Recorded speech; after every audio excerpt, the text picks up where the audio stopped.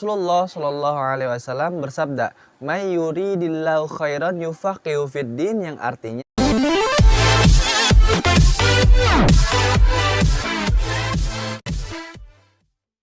Assalamualaikum warahmatullahi wabarakatuh. Kembali lagi bersama kami Baharudin 1002.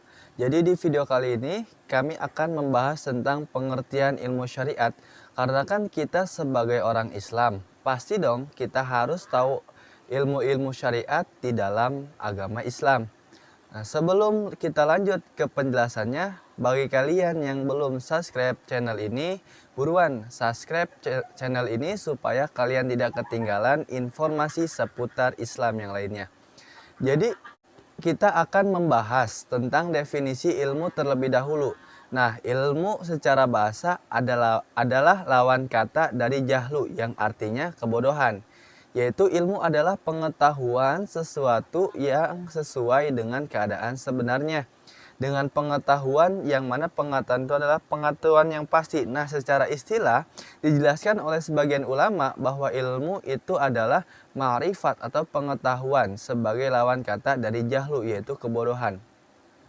Menurut ulama lainnya, ilmu itu lebih jelas daripada apa yang kita ketahui.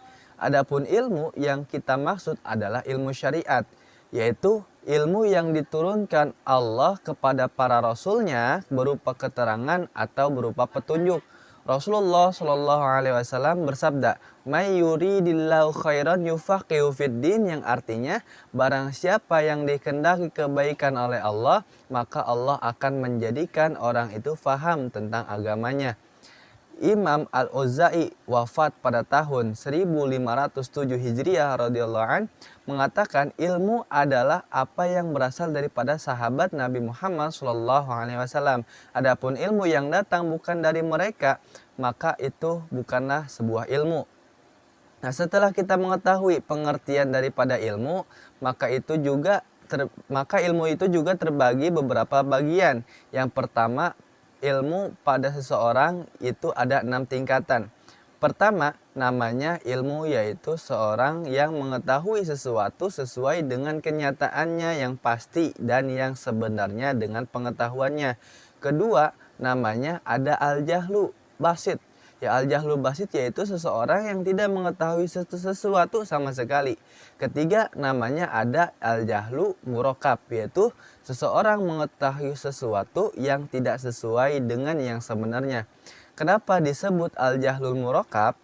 Karena pada orang tersebut dia memiliki dua kebodohan sekaligus, yaitu bodoh karena ia tidak mengetahui yang sebenarnya dan bodoh karena beranggapan bahwa dirinya itu tahu padahal sebenarnya dia tidak tahu. Keempat, ada namanya al-wahmu, yaitu seseorang menduga sesuatu dengan kemungkinan salahnya lebih besar daripada benarnya. Kelima, ada namanya asyak, yaitu seseorang menduga sesuatu yang kemungkinan benar atau salahnya sama, jadi sama-sama benar dan salahnya. Yang keenam, ada namanya adalah al-zon, yaitu dugaan seseorang yang kemungkinan dugaannya itu lebih besar benarnya daripada salahnya.